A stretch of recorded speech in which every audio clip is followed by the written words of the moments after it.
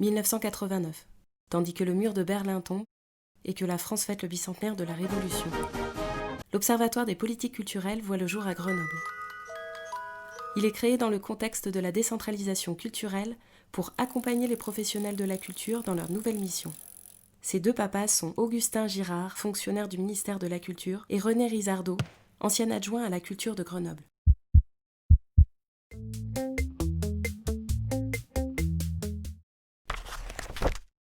C'est la feuille de route qui traduit les orientations et priorités culturelles que les décideurs publics, en interaction avec les acteurs culturels et la société civile, souhaitent mettre en œuvre sur leur territoire. C'est comme une vigie, une longue vue ou même une antenne qui repère des tendances et prend de la hauteur.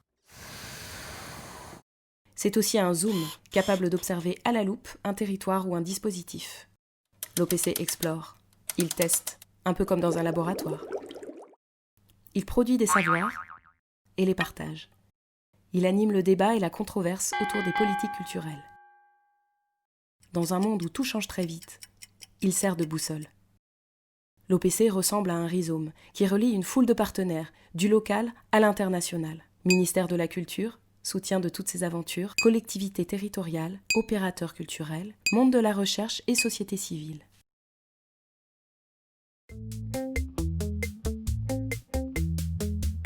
L'OPC travaille à la croisée des enjeux artistiques, culturels, de société et de politique publique. Il pilote des études, des évaluations partagées, des enquêtes de terrain, par exemple sur la coopération ou les pratiques culturelles. Il organise des concertations, des débats publics, il préconise des stratégies, notamment pour conduire un projet culturel de territoire ou créer un jeu collectif entre acteurs. L'OPC conçoit aussi des formations continues, un master avec Sciences Po Grenoble, un cycle national itinérant et des ateliers thématiques.